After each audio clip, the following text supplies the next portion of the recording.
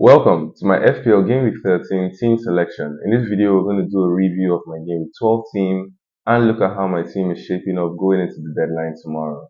This video is brought to you by myself, FPL.CARNAGE, in association with GW13. So let's go right into things. In Gameweek 12, I scored a total of 72 points, but I took a point hit, -4. I brought in João Pedro, I brought in Bukayo Saka. Really paid off for me. In goal, I had Kellher, 7 points from him. He saved the penalty kick in the game against Southampton. I really wish he didn't concede after saving it. But 7 points from him. Honestly, it's been really great having him so far since Alisson has been injured. He's been really great for Liverpool as well. Saved the penalty in the UCL game in midweek fixtures against Real Madrid. He's been really great for them. So 7 points from him. Robinson, 0 points. Lost 4-1 in the game against Wolves over the weekend. It was really terrible to watch. Although they scored first, they seemed like the better side in the early moments of the game, but Wolves looked like a revitalized side. Saliba, 7 points from him, a clean sheet against Nottingham Forest and a bonus point as well. I'm honestly so happy for that return because it just seemed like nothing was working for him in FPL, in respect to FPL anyways. 0 points from him. Honestly, I didn't expect much. I don't expect much from him anyways. 0 points in the game against Chelsea. In the midfield, I had Bukayo Saka. He's been just been really great for Arsenal so far this season. 13 points from him. I had Rogers, just 2 points from him. The 2-2 draw to Crystal Palace over the weekend. I had Semedo.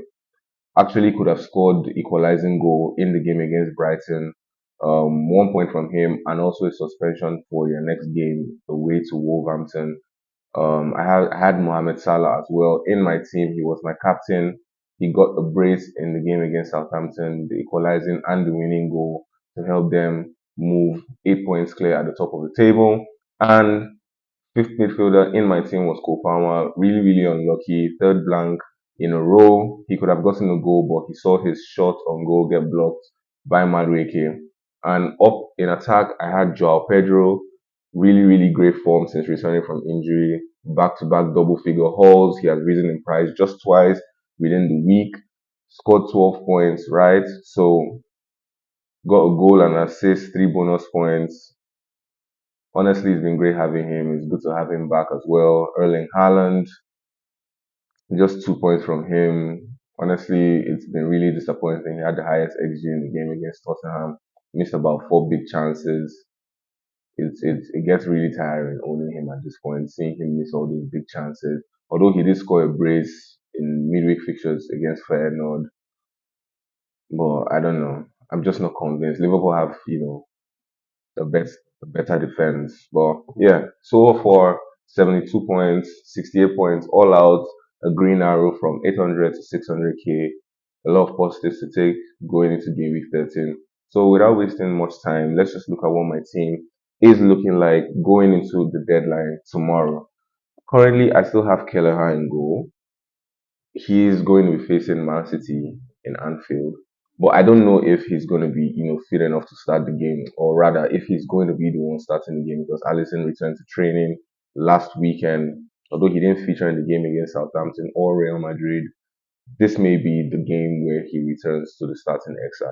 So it's a bit of a rotation risk if you ask me. If you have Kellher, if you have Fabianski as your backup goalkeeper, I do advise that you could possibly start him, but he is playing Arsenal as well at, home, but it's a risk either ways. But he's in goal. I may be looking to move away from him, going into this game week, maybe go to the Nottingham Forest keeper or Sanchez, whichever. In my defense, I currently have Robinson, who is going away to Tottenham, Saliba away to West Ham, Faiz away to Brentford, right?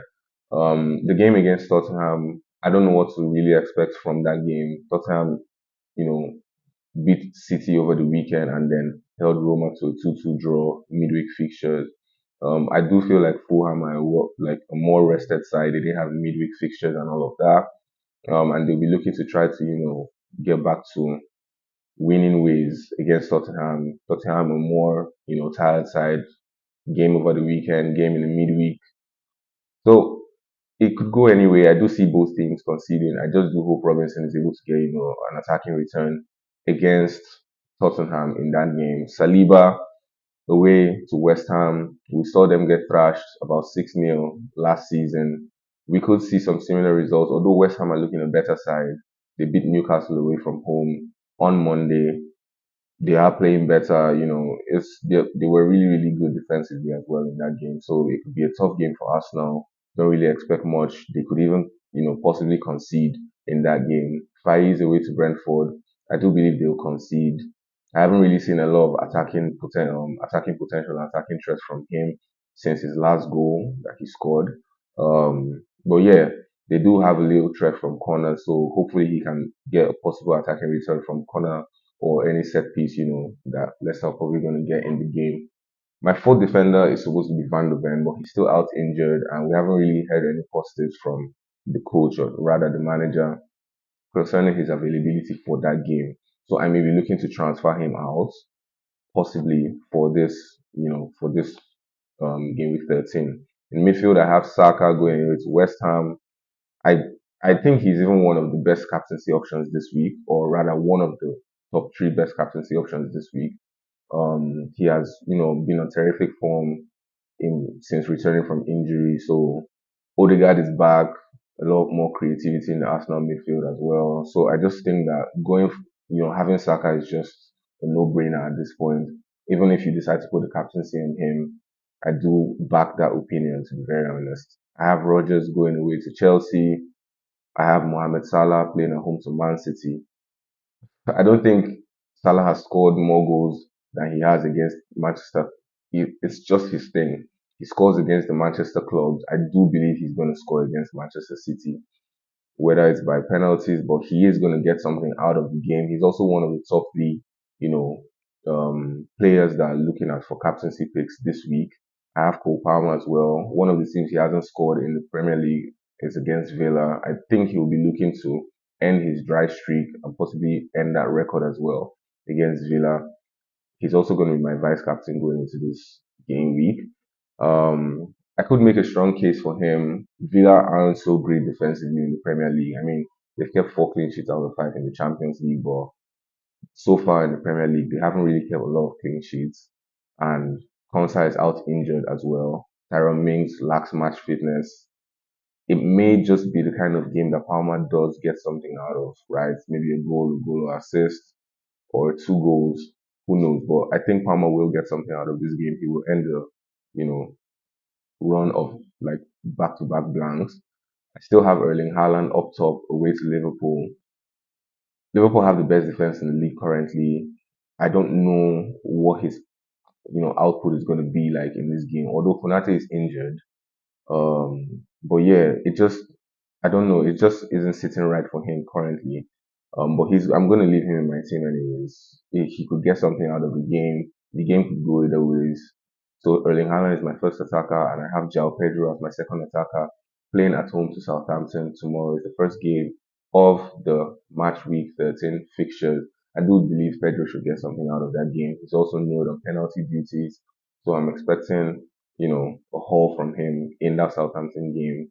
So this is what my team looks like. My captaincy at the moment is on Mohamed Salah, and my vice captain is on Cole Palmer. But you know, I'm trying to make up my mind on whether I actually want to move that captaincy to Bukayo Saka, because it just looks like it, it's a good game in my opinion. I do believe that he should get something out of that game away to West Ham, right? I do see a 3-1 win for Arsenal against West Ham.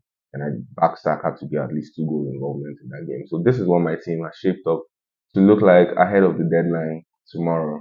If you have any questions, please do well to leave them in the comment section. I'll get back to them as quickly as I can. If you've enjoyed the video, please like, subscribe, share to your friends, and see you guys in the next video. This video once again is brought to you by myself, FPL Carnage, in association with GW13.